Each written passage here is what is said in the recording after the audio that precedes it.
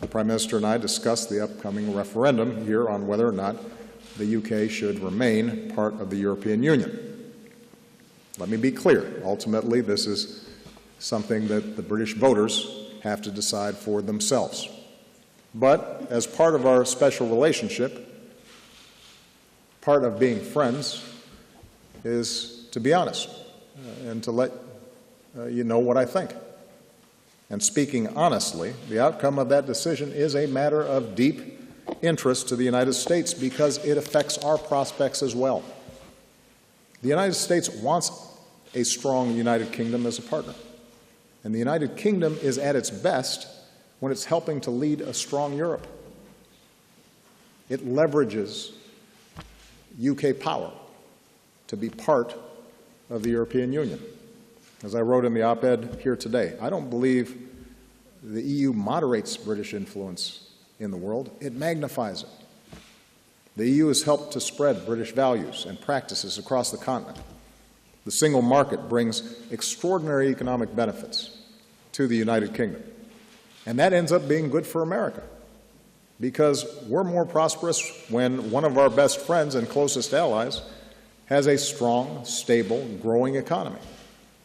Americans want Britain's influence to grow, including within Europe. The fact is, in today's world, no nation is immune to the challenges that David and I just discussed.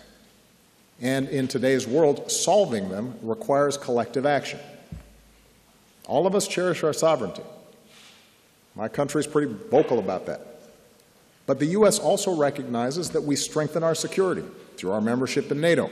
We strengthen our prosperity through organizations like the G7 and the G20. And I believe the UK strengthens both our collective security and prosperity through the EU. In the 21st century, the nations that make their presence felt on the world stage aren't the nations that go it alone, but the nations that team up to aggregate their power and multiply their influence. And precisely because Britain's values and institutions are so strong and so sound, we want to make sure that that influence is heard, that it's felt, that it influences how other countries think about critical issues. We have confidence that when the UK is involved in a problem, that they're going to help solve it in the right way. That's why the United States cares about this. You know, for centuries, Europe was marked by war and by violence. The architecture that our two countries helped build with the EU has provided the foundation for decades of relative peace and prosperity on that continent. What a remarkable legacy. The legacy born in part out of what took place in this building.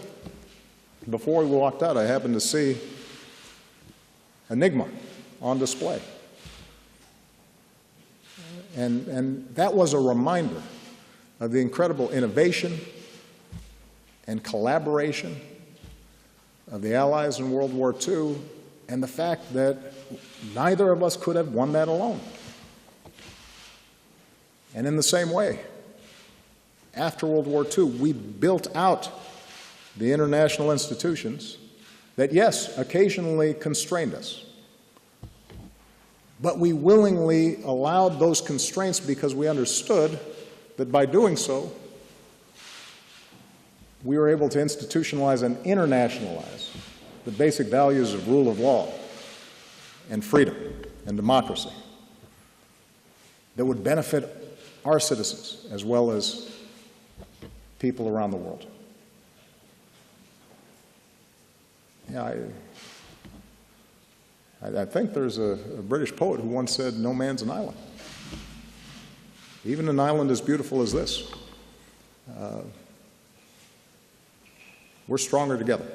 And if we continue to tackle our challenges together, then future generations will look back on ours, just as we look back on the previous generation of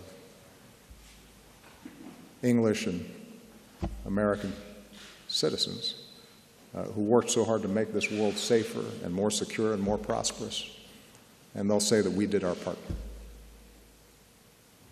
And that's important. That's important not just here. That's important in the United States as well.